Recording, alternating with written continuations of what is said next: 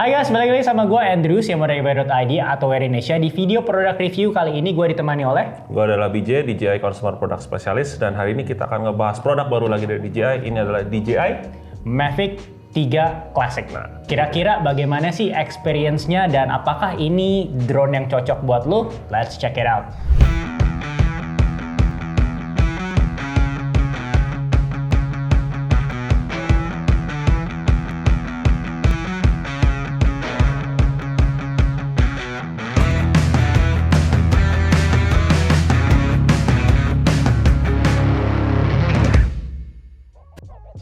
Oke, sebelum kita panjang lebar nih, gue cuma mau kasih info kalau misalnya video ini udah dibagi ke beberapa part. Gue tampil ini ada part mulai dari yang desain, nah terus all the way sampai kayak quality, ngomongin sampai battery. Jadi kalau misalnya lu udah tahu beberapa hal dan pengen langsung ke inti-inti yang lu pengen lu tahu, lu bisa langsung ke description box dan klik timestamp-nya ya. Oke, dan sebelum kita lebih panjang dulu nih, mungkin boleh dijelasin karena ini bukan DJI Mavic 3 satu-satunya ya. Ini DJI Mavic 3 ini ada beberapa model, mungkin bisa dikasih tahu inti-intinya perbedaannya apa sih yang paling mendasar gitu ya. Yang paling mendasar adalah nih lebih simplified aja. Dia mengubah kamera depannya yang tadinya ada dua langsung jadi satu doang. Nah, kalau kita lihat di sini kita buka, yang berbeda adalah di bagian kameranya.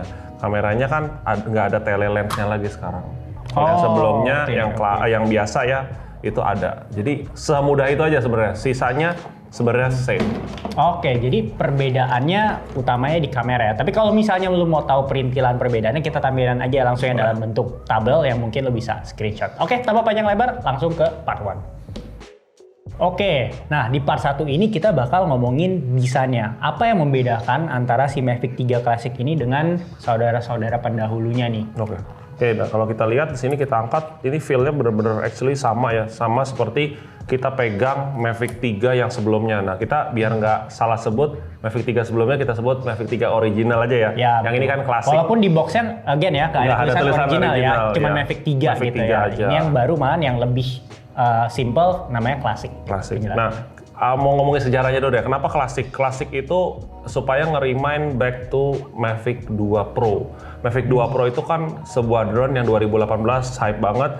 Dan itu saat ini kita sebut sebagai drone yang klasik gitu, udah old gitu. Tapi ditaruh lagi di sini dengan kamera yang sama Hasselblad dan juga sensor yang 1 biji doang gitu, sensor kameranya 1 biji. Ini mengingatkan kita akan yang lama old but new gitu. Jadi tujuannya DJI sebenarnya itu mensimplify.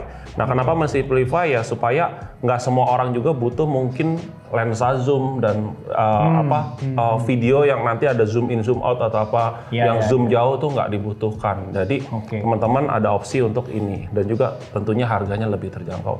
Untuk ngurusin bagian lain-lain nih seperti propeller dan baterai actually the same, aerodinamika juga the same. Karena apa? Karena dengan desain seperti ini sudah dibilang sangat optimal ya, dari sisi menerabas angin, menahan angin ya dengan propeller yang besar. Propellernya masih sama, dan ini propeller besar. Jadi sebenarnya beda-beda model, misalnya dia sebelumnya punya Mavic 3 yang biasa, itu udah ada propeller, pakein ke sini masih bisa. Masih sama, baterainya pun sama, baterai yang 5000 mAh 46 menit masih sama di sini. Jadi teman-teman nggak usah bingung kalau sebelumnya udah punya, terus kayak masih ada baterai lebihnya, masih bisa kepake ya. Bisa banget, gitu ya. Bisa banget. Apalagi nih secara fisik desain sebenarnya mungkin jelasin ke teman-teman yang belum kenal juga Mavic 3 yang sebelumnya gitu. Apa sih yang perlu mereka tahu terkait bagian desain dari Mavic 3 Classic ini?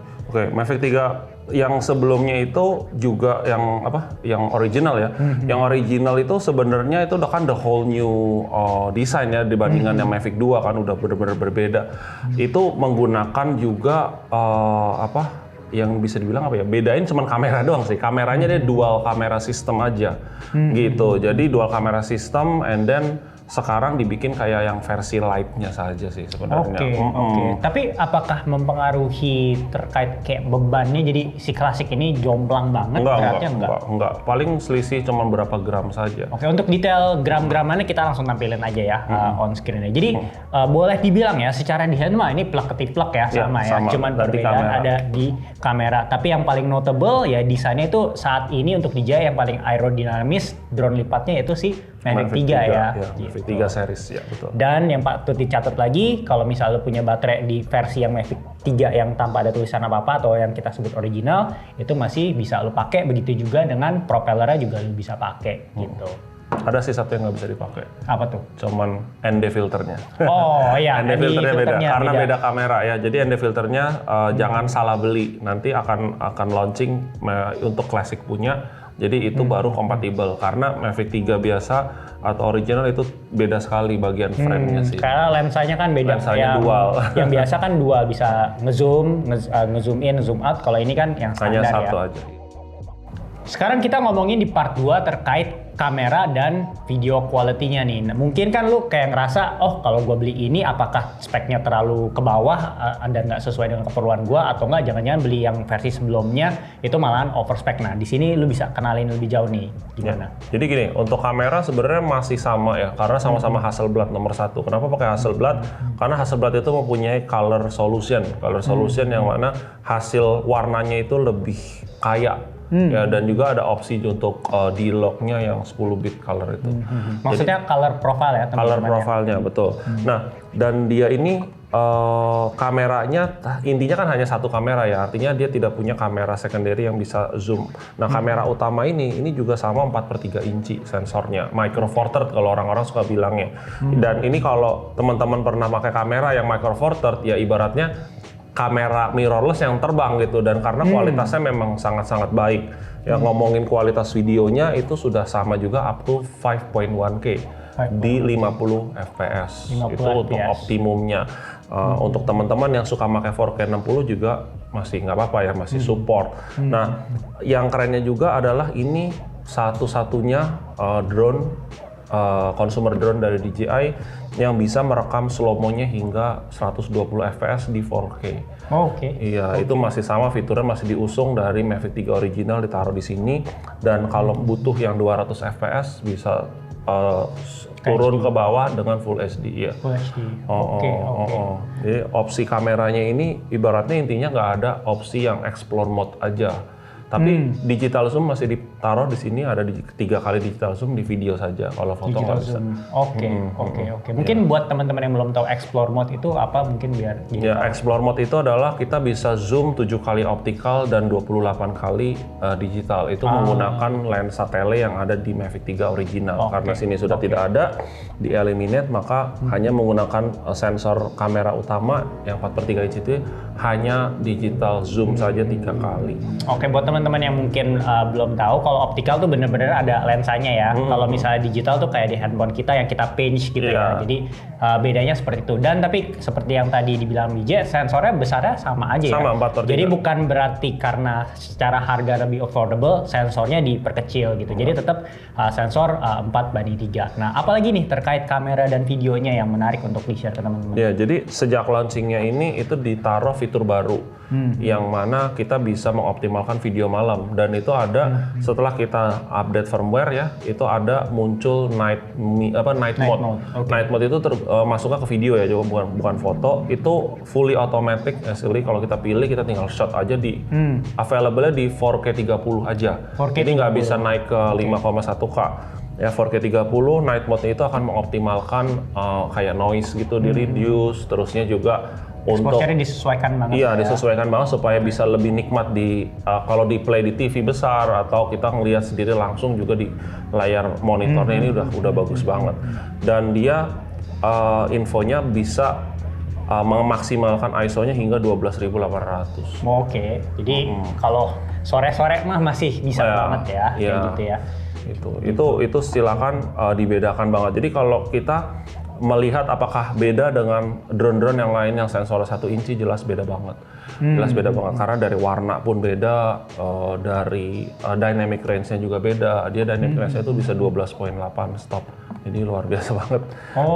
Oke. Nah, tapi kalau ngomongin terkait fitur yang ada mengoptimalisasi ya, kayak noise reduction dan macam-macam. Kadang kan ada, kalau yang gue lihat, contoh kalau di smartphone, kadang ada fitur yang overdoing it. Jadi kayak kesannya tuh bukan kayak video atau foto beneran. Nah, kalau menurut pendapat lu kayak gimana tuh? Kayak apakah mereka overdoing it atau kayak pas aja sebenarnya Enggak, untuk optimalisasi ini bagus. night mode-nya. Iya, ini bagus, sudah sangat bagus. Bahkan sebenarnya tanpa night mode juga sebenarnya udah bagus.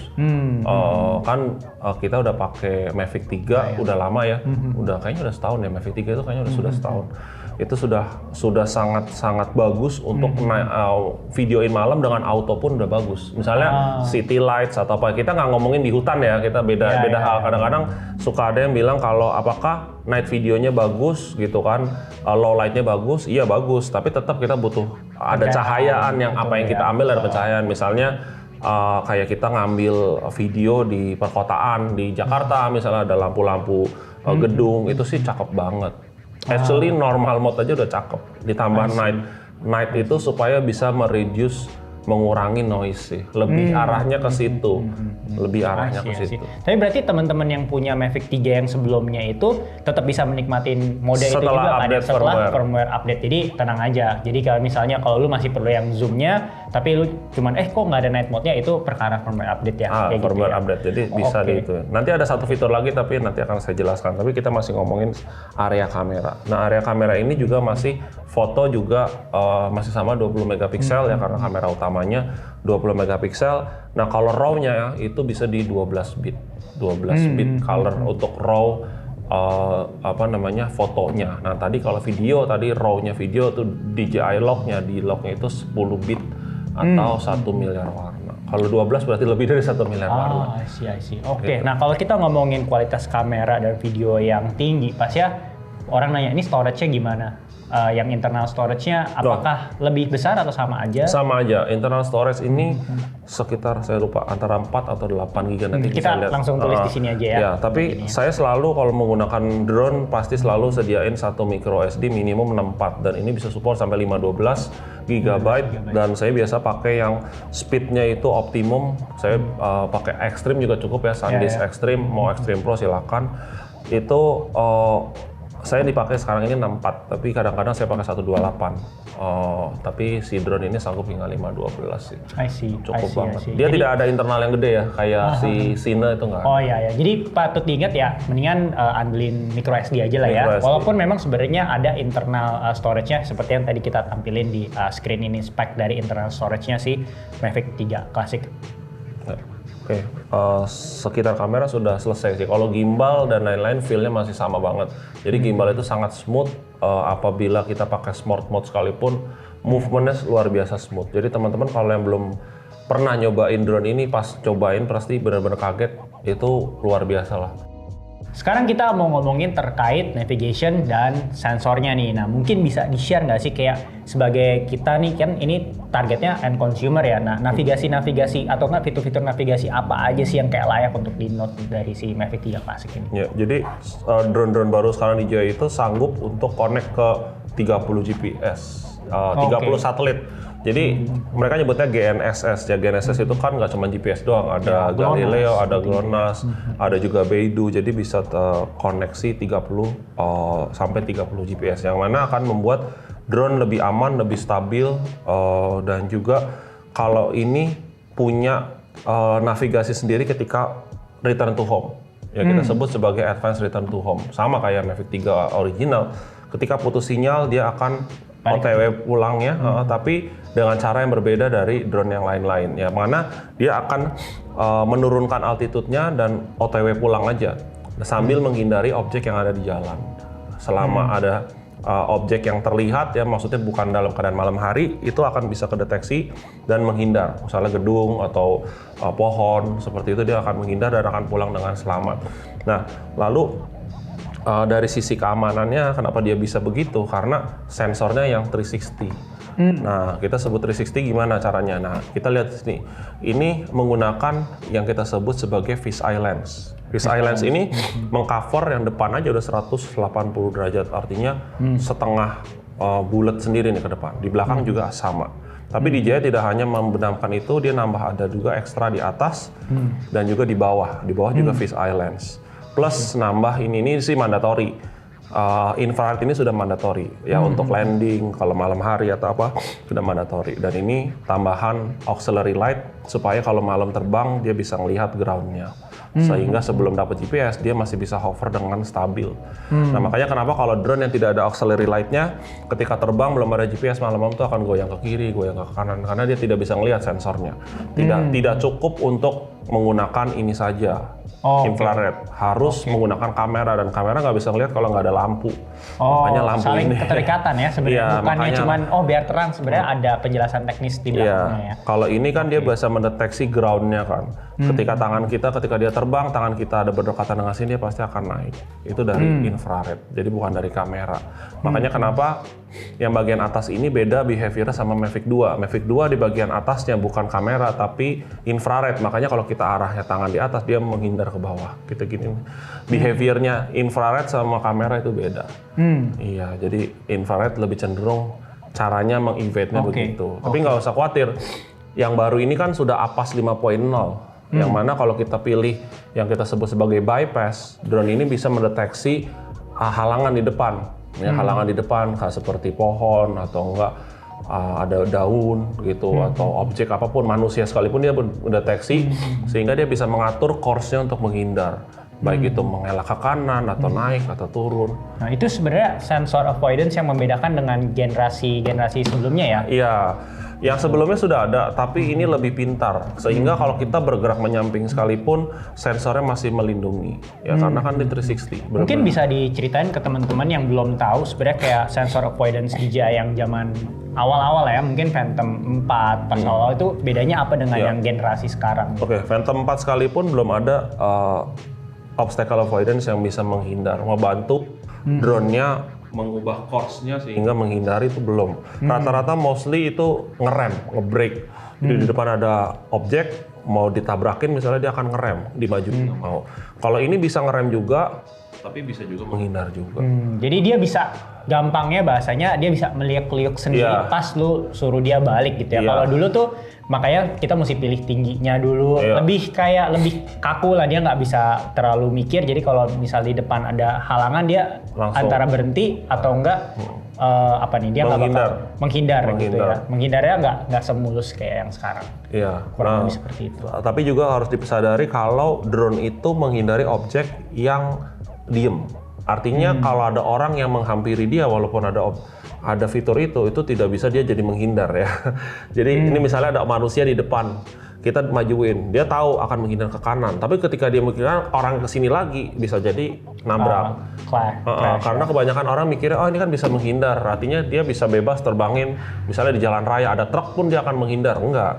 Ada juga kan orang yang seperti itu dan akhirnya ditabrak truk lah, itu drone-nya jatuh. Itu tidak bisa menghindar terhadap objek yang menghampiri, tapi dia menghampiri objek yang diam, dia tahu alternate course-nya, dia tahu kemana mesti pergi, mesti gitu. Dan harus dicatat juga ini dalam keadaan yang ada pencahayaan ya. Jadi kalau di mana saat misalnya Jakarta udah cukup gelap, mendung, itu harus hati-hati banget ya, karena apalagi kalau ada kayak kaca itu juga kaca juga reflektif, benda reflektif nggak bisa. Sensornya emang canggih tapi ada limitasi. Ada limitasinya juga, jadi tetap harus menerapkan best practice ya dalam menerbangkan ya. Nah apalagi nih terkait navigation dan sensor yang kita perlu highlight buat teman-teman tahu.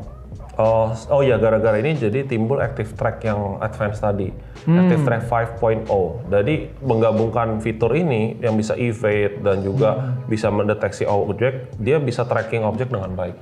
Dan tracking objeknya itu nggak cuman dari belakang atau dari samping, bisa dari segala arah, kiri, kanan, nyerong segala macam. Objeknya yang penting dikunci, kita mau pindahin kemanapun bisa. Ke kanan belakang dia akan begini, ke depan serong di sini juga akan pindah sendiri. Kemanapun objeknya itu bergerak dia akan stay di situ sampai kita suruh pindah. I see. Itu jadi yang bayangannya berbeda. Kalau mau scene misalnya lo lagi naik mobil, terus kayak mau diikutin oleh drone-nya, emang bisa sampai kecepatan berapa sih? Kan kita praktis aja nih kayak. Kalau kita mau maksimumnya itu bisa 70 km per jam sebenarnya. Cuman kita mengorbankan yang namanya sensor. Jadi misalnya kita berani di Bromo kan tidak ada halangan sama sekali, tidak ada pohon. Kita bisa switch ke sport mode dan menggunakan active track tadi. Tapi dengan catatan tidak ada objek apapun ketika kita berjalan. Nah kalau mau ngebut tapi di antara hutan-hutan itu nggak bisa. Misalnya naik sepeda gunung atau apa ngelewatin itu kemungkinan besar akan nabrak. Gitu. Kalau kita pakai normal mode, dia bisa. Tapi lambat ya. Tapi ya, dia akan benar-benar ngejaga supaya nggak nabrak, makanya jadi slow. Ketika misalnya nih ada sepeda diikutin saat gitu, belum ada halangan apapun, itu masih mungkin normal, bisa up to 50. Ketika masuk ke area yang udah rapet sama pohon-pohonan, dia akan slow down. Ya, supaya bisa memprediksi dan bergerak dengan baik. Bayangin aja dari anak-anak cepat tiba-tiba ngerem kan videonya juga jadi jelek. Gitu kan. Jadi dia memprediksi itu dan juga dia menjaga supaya dia tidak nabrak, maka dia slow down melanin dirinya. Paling 10 doang sih. Kalau udah di dalam itu paling 10 doang. I see. 10 km per jam. Ya, jadi tetap canggih, dia punya berbagai macam sensor dan ini udah Active Track 5.0 ya, dan ini di industri sih mungkin yang paling lumayan cukup advance ya. Paling untuk advance sekarang ini ya di consumer drone. Prosumer ya. Nah, terus tadi ada mode-mode apa lagi nih ya kalau yang terkait navigasi? Oh iya, terkait navigasi tadi yang ada yang baru, yaitu cruise control. Cruise control itu ibarat kayak di mobil, kita naik mobil ke tol, kita lari 100 km per jam misalnya, kita bisa pencet cruise controlnya, terus kaki kita nggak usah nginjek gas lagi, maka dia akan jalan terus 100 km per jam. Sama berlaku sama drone ini. Ketika drone ini sedang maju, kita bisa pencet C2 di sini. Kalau di remote yang ini kita C2 klik, maka ada tulisan enable cruise control. Kita lepas gasnya, dia akan maju terus dengan kecepatan yang sama. Dan ini bekerja nggak cuma maju, mundur, kiri dan kanan, tapi ketika dia memutari objek sekalipun, dia bisa kayak mau ada punya memori terhadap gerakan tangan tadi kita. Misalnya kita bergeraknya memutar seperti ini, and then kita klik cruise control, dia ngikutin terus, walaupun kita udah lepas tangan. Nah di situ kita tinggal mainin gimbalnya mau naik, mau turun, itu supaya dapetin video yang sesuai sama kita. Kalau kita manual, kita gerakin manual, terus sambil gerakin gimbal naik turun, itu pasti biasanya ada miscalculated, jadi hasilnya nggak smooth aja. Itu tujuannya untuk itu. Atau orang yang suka bikin video drone tapi manual sendiri gitu kan, mundurin.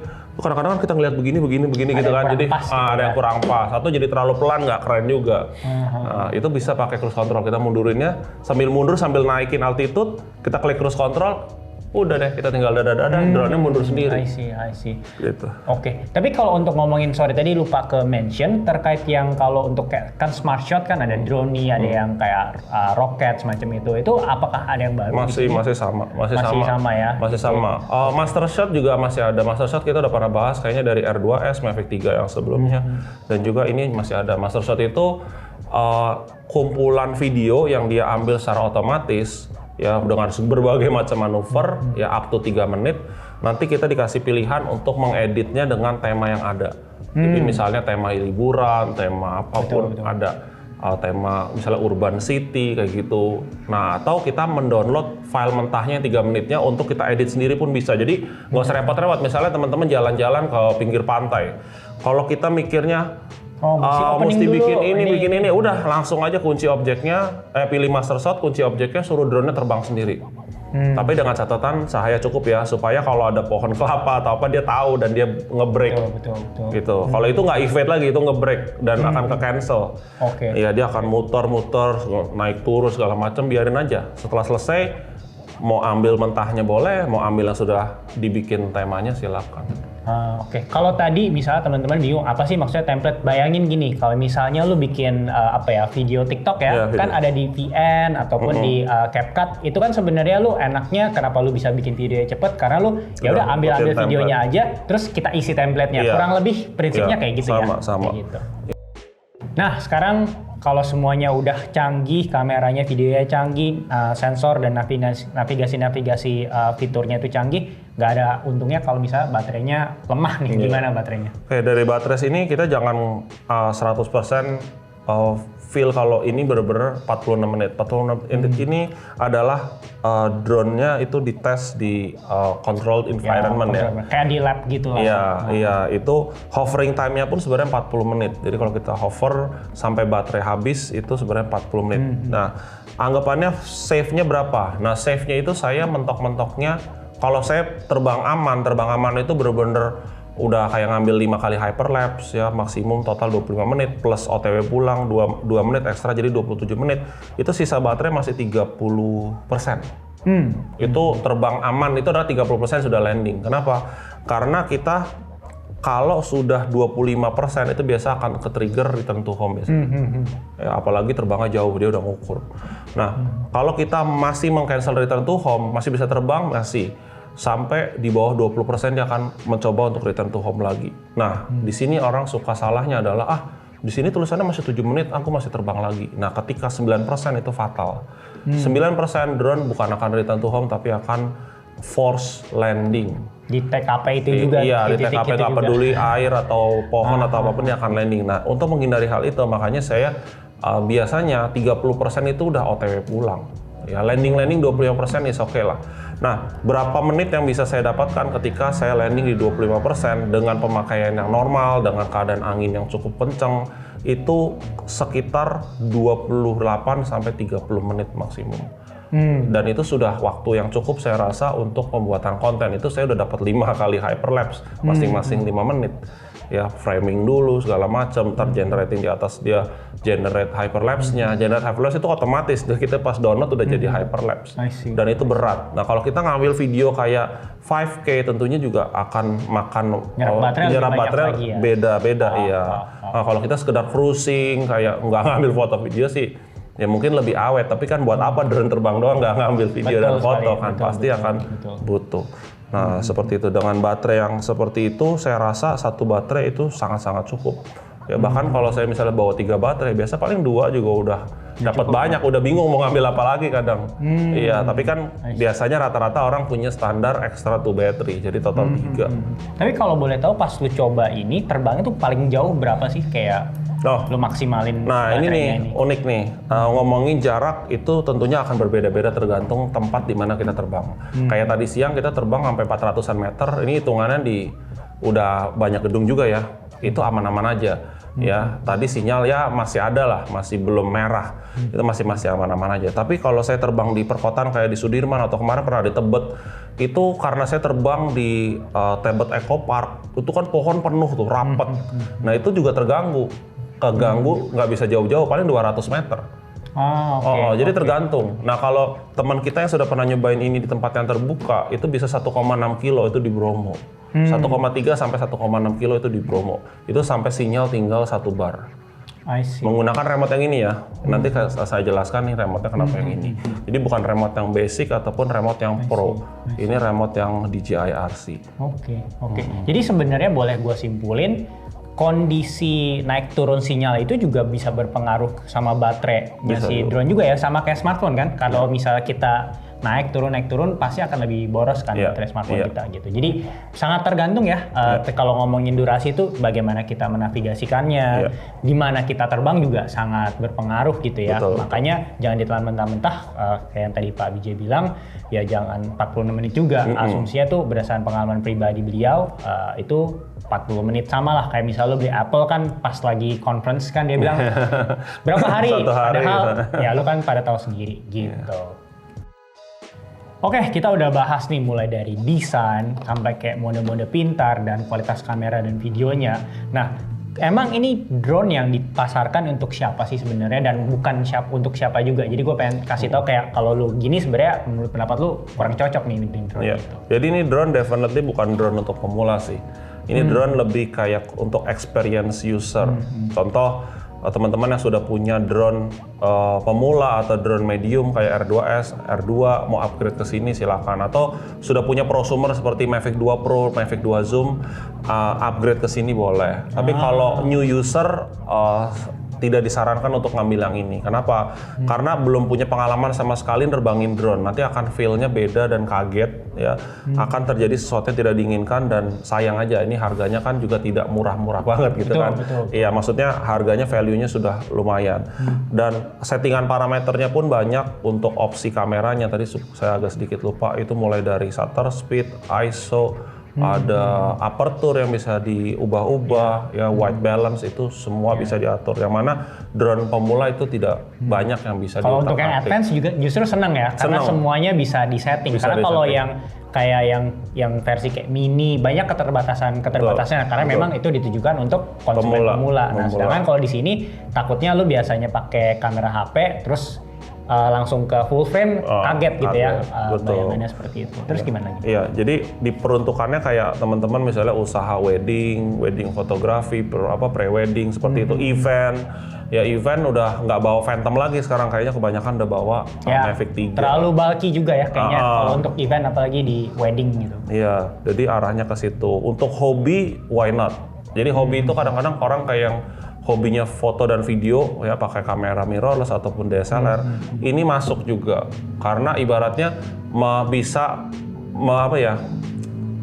hobinya itu bisa tercurahkan tapi di udara gitu, bedanya itu di situ. Mungkin ini buat om-om yang suka punya kamera yang foto burung ya, telelens gitu, kalau ditanya buat hobi aja, mungkin ini bisa. Ini jadi pasangannya, jadi jangan beli yang ini, jadi jomplang nanti betul. hasilnya jomplang sama kamera yang dipegang.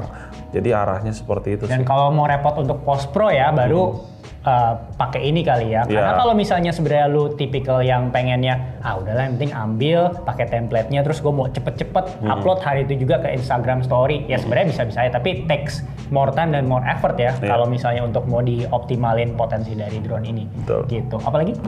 Ya sudah sih, kurang lebih kalau untuk pengguna saya sarankan seperti itu sih, yang lebih ke experience user. Oke. Jadi kalau misalnya buat temen-temen yang suka nanya, gue cuma pengen buat traveling, jalan-jalan buat keluarga. Arahnya bukan ini. Mungkin yang versi mini kah ya? Mini 3 Pro sih paling pas. Mini 3 Pro itu udah paling pas, baik dari secara budget, secara size dan kualitas udah cukup banget. Karena lu aim-nya kan mungkin untuk media sosial atau mentok ya YouTube sebenarnya masih oke banget. Oke. Karena kita tadi ngomongin budget ya. Nah mungkin ceritain nih paketnya, pembagiannya kayak biasa kan drone DJI itu ada pembagian paketnya. Combo, ada basic ya. Nah, drone ini dipasarkan hanya basic. Hanya basic artinya hanya drone, remote dan satu baterai. Boleh jelasin nggak buat teman-teman yang belum tahu apa sih basic, apa combo? Gitu. Ya, jadi kalau basic itu hanya drone, baterainya satu sama remote sudah sama charger lah ya. Itu basic. Kalau combo biasanya ada tambahan baterai, dapat tas dan ada aksesoris lain seperti propeller yang banyak dan paketan ND filter biasanya. Nah, ini tidak dijual dalam versi yang basic dan combo. Ini dijual semuanya basic. Tapi basicnya ada dua macam ya. Ada basic dengan remote yang standar DJI RC-N1 sama yang ini adalah DJI RC tanpa Pro ya. Kalau RC Pro itu beda lagi. Ini DJI RC ini merupakan smart controller yang sudah ada pre-install DJI Fly-nya, tapi nggak bisa diinstal yang lain. Nggak bisa diinstal kayak misalnya install YouTube, Instagram nggak bisa di sini. Bukan handphone ya. Handphone. Jadi maksudnya tadi yang normal itu maksudnya lu pakai handphone lu sebagai layarnya. Jadi download aplikasi DJI-nya. Tapi kalau untuk remote apa tadi namanya? RC, DJI RC. DJI RC ini udah ada di embedded layarnya, tapi nggak bisa ditambahin aplikasi yang selain DJI tentunya. Sama nanti in the future akan dijual drone only plus battery tentunya tanpa remote satupun. Jadi kenapa? Karena supaya orang yang sudah punya R2S, R2, mungkin Mini 2 atau Mavic S atau Mini 3 Pro itu bisa dibind ke remote-nya mereka. Jadi tinggal beli drone-nya saja. Jadi nggak mubazir ya? Nggak double-double, betul. Seperti itu. Nah, jadi kalau misalnya teman-teman masih ada yang baru dan suka nanya, ada bedanya nggak sih basic dan combo? Enggak, total itu kayak paket ya. Ibaratnya lu kalau ke restoran cepat saji ada nasi sama ayam itu yang basic. Terus ada lagi paket hemat tuh kayak nasi, ayam, Coca-Cola sama French fries gitu ya. Nah itu sih yang kombonya. Tapi untuk yang Mavic 3 Classic ini nggak ada ya. Hanya yang basic aja. Jadi basic itu drone, baterai, dan remote. Tergantung remote-nya lu pilih yang simpelnya yang ada layarnya langsung atau enggak layarnya mesti pakai HP lu sendiri. Sesimpel itu. Iya. Sama ada tambahan satu lagi, kalau mereka tidak nyebutnya sebagai combo, tapi ada combo kitnya. Combo kitnya itu seperangkat tambahan tadi. Yang dulu beli terpisah. Dapat tas, dapat 2 baterai, dapat car charger, kabel, dan juga propeller ekstra. Dan itu harganya value banget. Tapi nanti kita terus di bawah aja semua harganya. Tapi mungkin kalau terkait itu suka aja juga yang nanya nih Pak Bijay, kayak emang gue perlu nggak sih sebenarnya pada kondisi apa gue perlu buat beli ekstranya, pada saat kondisi apa gue nggak perlu. Jadi kayak keperluannya apa sih sebenarnya kalau sampai mesti beli yang combo? Ya, untuk power user perlu sih. Power user tuh biasanya nggak cukup satu baterai. Dan juga apalagi ini paketan kit, combo kitnya itu ada car charger yang 65 watt dan itu enaknya kalau untuk teman-teman yang suka traveling bisa sih beli terpisah itu bisa. Tapi alangkah baiknya memang kita tuh punya drone itu biasanya 3 baterai sih. Cadangan spare battery lah, ada cadangan spare battery.